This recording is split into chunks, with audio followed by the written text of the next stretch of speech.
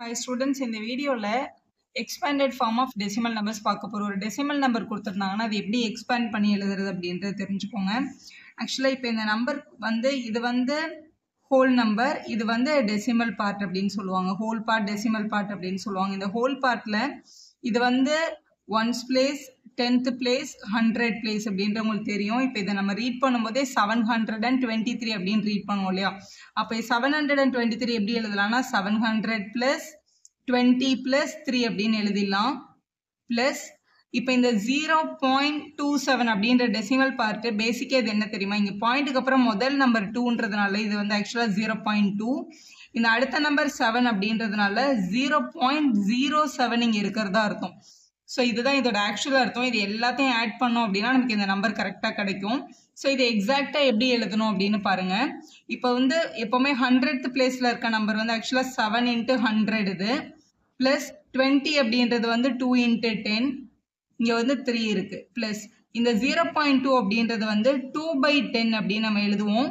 0.07 அப்படின்றத 7/100 அப்படின்னு எழுதுவோம்.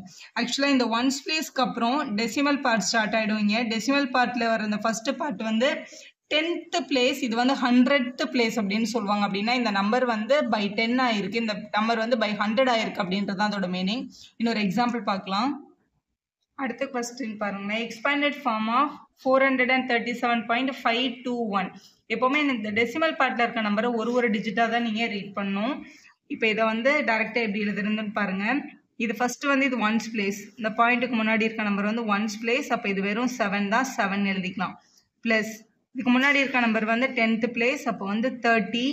அதுக்கு முன்னாடி இருக்க நம்பர் வந்து 100th பிளேஸ், அப்போ 400. ஸோ இங்கே 10 மல்டிபிள் ஆகிருக்கு, இங்கே மல்டிபிள் பை 10, இந்த நம்பர் வந்து மல்டிபிள் பை 100 ஆயிருக்கும். ஒன்ஸ் பிளேஸ்னால மல்டிபிள் பை 1 நம்ம எதுவும் பண்ண தேவையில்லை. 437 400 + 30 + 7 எழுதியிருக்கோம், அவ்வளோதான். பாயிண்ட்டுக்கு அப்புறமா வர்ற நம்பர் இங்கே ஒன்ஸ் பிளேஸ் கிடையாது. இங்கே ஃபர்ஸ்ட் நம்பர் வந்து டிவைடட் பை 10 ஆகும், இது டிவைடட் பை 100, இது டிவைடட் பை 1000 அப்படின்னு எழுதணும். இப்போ இது வந்து 5/10 + 2/100 + 1/1000 அப்படின்னு எழுதிட்டு போகலாம். இதுதான் வந்து எக்ஸாக்டான expanded form of the decimal numbers. So எந்த நம்பர் கேட்டாலும் இதே பேட்டர்ன் ஃபாலோ பண்ணுங்கள். வீடியோ யூஸ்ஃபுல்லாக இருந்தால் ஒரு லைக் போடுவோம், ஃப்ரெண்ட்ஸ்க்கும் ஷேர் பண்ணுங்கள். Subscriber channel for more videos.